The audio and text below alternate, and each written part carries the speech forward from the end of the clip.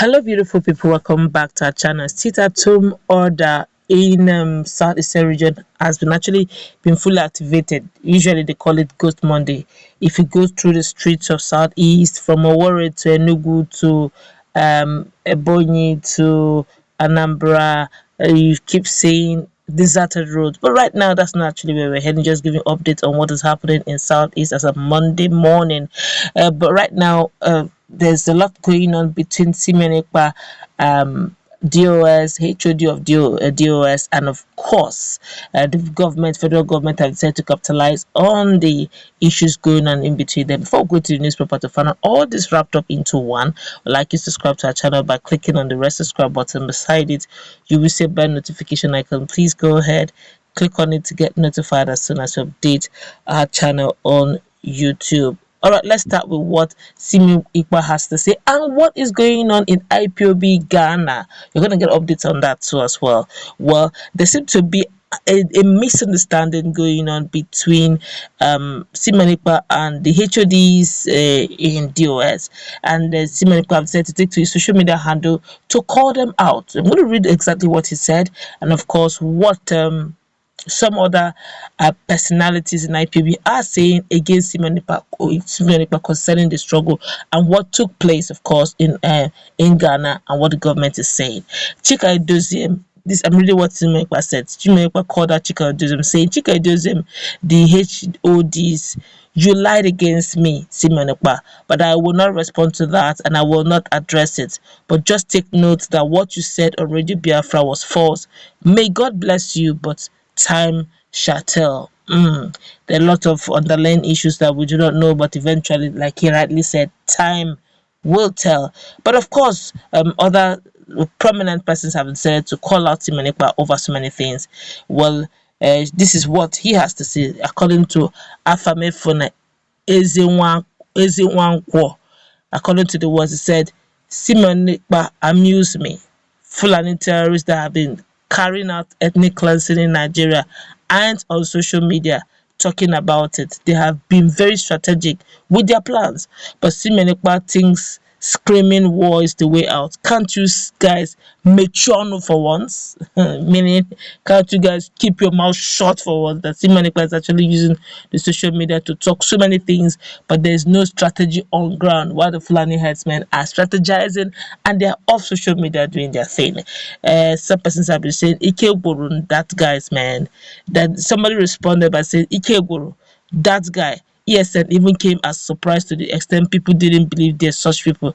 My pain is that they say he's an army veteran. They're actually talking to Simeon Ekpa that Ikegoro, as in they are so tired that the guy, man, just busy talking that they even thought that they even heard that Simeon Ekpa is actually an army veteran. They now replied him by saying veteran that is clearly an airhead. Anyways, let them go to war if that's the best solution for them. They should count people like Afamefona out. Shey you see how Fulani planted their people in strategic places, even in UN, before commencing all this movement. This was actually food for thought. But of course, something is happening in Ghana, and we're going to take a quick one on that, and of course, tell you what the government is saying on IPOB and the internal insecurity that's going on. Some IPOB members have reported being arrested in Ghana. According to Genesis News, the agitators were arrested by Ghanaian police officers during one of their meetings and immediately transported in a van to a police station. They were arrested at Malam Junction, Accra, Ghana, during a monthly meeting. It was also recalled that the group has since been proscribed by the Nigerian government. Just last week, the Inspector General of Police, Usman Baba Kale, ordered police officers to handle members of the group as criminals, adding that they were constituting a nuisance in the country. Quite a painful one, I must say. Then, of course, the federal government have also decided to respond to what is going on. Very quickly, I'll take that. Well, President Muhammad Buhari has slammed the indigenous people of Biafra for unleashing terror on the southeast and parts of the south, describing them as thieves and terrorists. The president said this in a statement by his media aide, Garba Shehu. Mr. Buhari, however, maintained that to achieve success, communities must unite against this these horrific attacks, saying retributive violence was not the answer. He challenged religious, traditional, and community leaders on the need to preach peace and preventive violence, attempting to simplify the reasons into a basic narrative may help raise donor dollars for international NGOs, fill pages of overseas newspaper, and burnish foreign politicians' faith credential, argued Mr. Buhari. But this does not increase in understanding nor offer solutions. If anything, simplistic theorizing and finger pointing make the situation worse. He pointed out that it is important both for Nigerians and international community to appreciate that there are multitude of factors responsible for the worsening security in Nigeria. Mr. Buhari further explained that there are no religious connotation at all when the primary purpose of the act is to extort money or extract money. The president insisted that the header farmer violence conflict was a matter of water and land and not religion. Then the header farmer clashes, while international voices and some Nigerian politicians who seek personal gains from division declare this a matter of religion for those involved. It is almost entirely a matter of access to water and land, he stated. Herders have moved their cattle into contact with farmers for millennia rather, but increasingly due to population pressure, escalating aridity of northern states and climate change, they are forced to travel further south to find grazing lands. On the activities of Ipob, Mr. President noted that further afield in the southeast, Ipob are not struggling for freedom when they attack police stations and property, but rather committing acts of terrorism to steal money.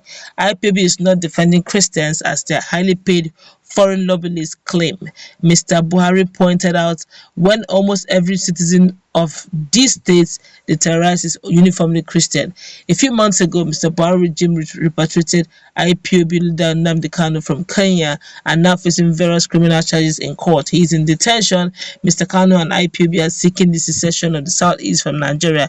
However, Mr. Buhari has urged Nigerians to be united against those who seek to divide us for their own nefarious financial and political gain, meaning that it's actually a swap. They're actually giving a shout out to all those who are, according to them, IPB is more political and more criminal than the secessionist movement. What, like they usually say, time will tell.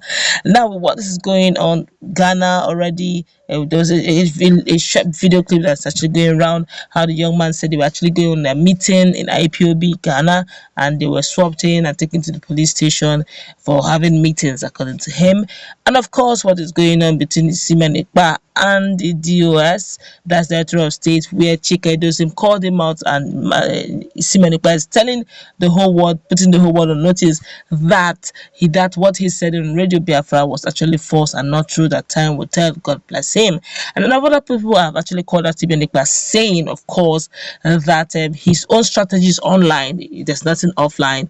That if you could remember, ESM took everybody by surprise. Nobody knew there was anything like ESM camp until they just came out. A lot of people didn't even believe that ESM was real until truly they started seeing the formations in reality and their hard works. But to their surprise, many people are just talking and no visible activities in real time. Let's meet in our conversation. What's your take? Too many news.